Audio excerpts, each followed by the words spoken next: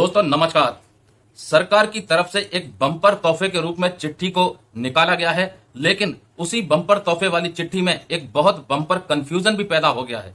दोस्तों पिछली वीडियो में मैंने आपको बताया था कि सीएजी ने एक चिट्ठी निकाली है, इलाहाबाद को चिट्ठी दी है, जिसमें एक बम्पर तोहफा है और है भी, क्योंकि ये केंद्रीय कर्मचारी, सरकारी कर्मचारी, पेंशन भोगी उन सभी के लिए लागू होता है। लेकिन इसमें बम्पर कंफ्यूजन क्या है, उसी के ऊपर आज चर्चा करेंगे। दोस्तों जब इस चिट्ठी को हमने और भी गहराई से समझा, पढ़ा और जाना, तो इसमें जो एक लाइन लिखी है लास्ट में, उस लाइन ने पूरी कंफ्यूजन पैदा कर दी है और इसके ऊपर अब लोगों में चर्चाएं शुरू हो गई हैं कि आखिर एक्चुअल में होने वाला क्या है। तो दोस्तों इस मुद्दे को मैं आपको समझाता हूं। एक बार आप इस चिट्ठी को दोबारा से देख लीजिए जो आपकी स्क्रीन पर आ रही है।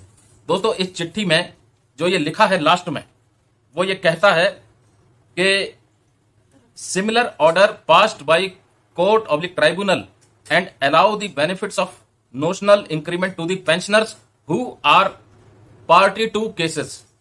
सिर्फ ये लास्ट के 4-5 अक्षरों ने पूरे मामले में एक कंफ्यूजन पैदा कर दिया है। यानी कि pensioners who are party to cases, notional increment के ऊपर तमाम केस हुए हैं केंद्रीय कर्मचारियों ने या पेंशन भोगियों ने, जिन्होंने भी केस किए हैं, और उन केसों में जो वर्डिक्ट निकले हैं अलग अलग, इलाहाबाद हाई कोर्ट से और अलग अलग कोर्टों से जो वर्डिक्ट निकले हैं, और अंत में जब ये मामला सुप्रीम कोर्ट के आदेश पर आ गया, सुप्रीम कोर्ट ने भी जजमेंट दे दिया। उसके बाद जो ये चिट्ठी निकली है, इस चिट्ठी के जो 4 अक्षर हैं, लास्ट के 4-5 अक्षर, उन्होंने पूरा कंफ्यूजन पैदा कर दिया है। और ये 4 अक्षर हैं benefits of notional increment to the pensioners who are party to cases. भाई पार्टी टू केसेस जो शब्द है, इस शब्द ने पूरा कंफ्यूजन पैदा कर दिया है। अब इसका मतलब समझते हैं। क्या ये आदेश या ये एडवाइस जो सीएजी यानी कंट्रोलर ऑडिट जनरल दिल्ली से इलाहाबाद को जो चिट्ठी गई है, क्या ये एडवाइस, ये चिट्ठी केवल उन्हीं पेंशनर्स के लिए है जिन्होंने ये पिटीशन फाइल की थी, यानी कि जो कि इस कोर्ट केस का हिस्सा थे, जिन्होंने ये कोर्ट केस फाइल किया था, या फिर उन तमाम पेंशनर्स के लिए है जो 30 जून और 31 दिसंबर को रिटायर्ड हुए थे? नोशनल इंक्रीमेंट क्या सिर्फ उन्हीं को मिलेगा जिन्होंने इस पिटीशन को फाइल किया था और जो इस पिटीशन के हिस्सेदार थे, या फिर नॉन पिटिशनर को ही मिलेगा? पिटिशनर होता है जिन लोगों ने कोर्ट केस किए, और नॉन पिटिशनर होता है वो लोग जो अफेक्टेड तो हैं लेकिन उन्होंने कोर्ट केस नहीं किए।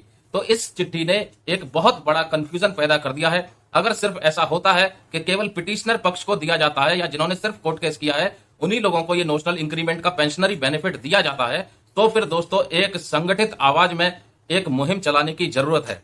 क्योंकि अगर ऐसा होता है तो कुछ पक्षकारों के साथ पक्ष होगा और आपके साथ पक्ष नहीं होगा। बहुत दुखदाई होगा, क्योंकि जो चीज सामान्य रूप से अफेक्टेड लोगों के लिए होनी चाहिए, अगर सरकार केवल उन्हीं को देती है जिन्होंने कोर्ट केस किया है, तो आपके साथ और भी कई पेंशनर्स के साथ नाइंसाफी होती है। अब ऐसे में सवाल उठता है, क्या एक पहल सरकार को करनी चाहिए और सरकार को सुप्रीम कोर्ट के इस आदेश को सामूहिक रूप से लागू करना चाहिए? दोस्तों सरकार को यह संज्ञान में लेकर के सुप्रीम कोर्ट के इस जजमेंट को, इस आदेश को सामूहिक रूप से जारी करना चाहिए, क्योंकि 30 जून और 31 दिसंबर को अफेक्टेड जितने भी पेंशनर्स हैं उन सबको इस जजमेंट का बेनिफिट मिलना चाहिए जो उनका पेंशनरी हक है। लेकिन दोस्तों मैं आपको बता दूं कि ये आदेश, ये एडवाइस जो सीएजी ने इलाहाबाद को दिया, ये पूरी तरह से फाइनल नहीं है। आपको फाइनल तब होगा जब department of personal training government of India की तरफ से ऑफिस मेमोरेंडम जारी कर दिया जाएगा। अभी डिपार्टमेंट ऑफ पर्सनल ट्रेनिंग यानी डीओपीटी की तरफ से कोई ऑफिस मेमोरेंडम जारी नहीं हुआ है। उसका इंतजार तमाम केंद्रीय कर्मचारी, पेंशन भोगी और जितने भी सरकारी विभाग की पेइंग एजेंसी हैं वो सब कर रहे हैं, क्योंकि उनके आदेश के बाद यह तय हो पाएगा कि किसको मिलेगा और किसको नहीं मिलेगा।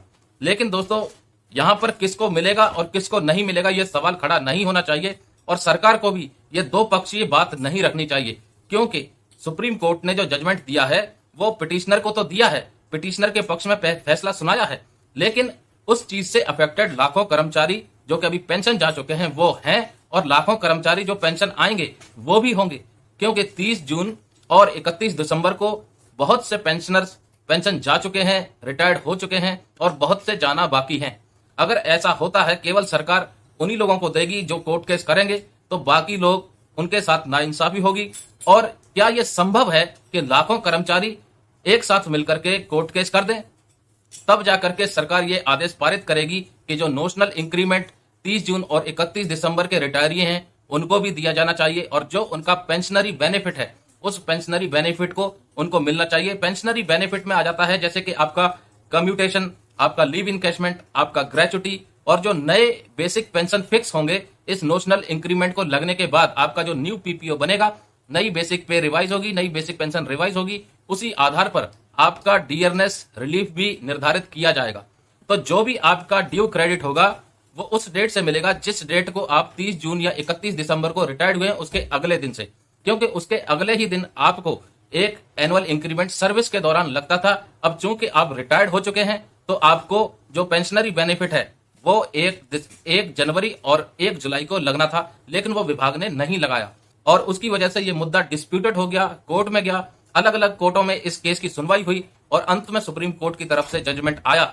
और उसके बाद ये जो चिट्ठी निकली है, इस चिट्ठी ने पूरी तरह से एक कंफ्यूजन क्रिएट कर दिया है तमाम केंद्रीय कर्मचारियों, पेंशन भोगियों में, सरकारी कर्मचारियों, पेंशन भोगियों में कि आखिर मुद्दा क्या है और अब ये किस किस को मिलेगा। क्योंकि अफेक्टेड तो बहुत सारे पेंशनर्स हैं, लेकिन अगर सिर्फ पिटिशनर को दिया जाएगा तो जो नॉन पिटिशनर हैं और जो अफेक्टेड हैं, जो इसके हकदार हैं, उनको भी कहीं ना कहीं उनके साथ नाइंसाफी ही हो रही होगी।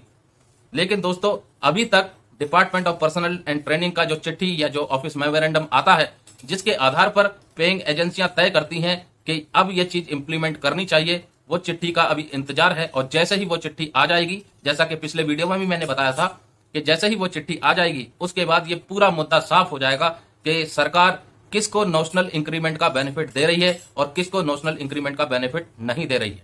तो देखते हैं दोस्तों क्या होता है आगे, तब तक के लिए इंतजार करिए। जय हिंद, जय भारत दोस्तों।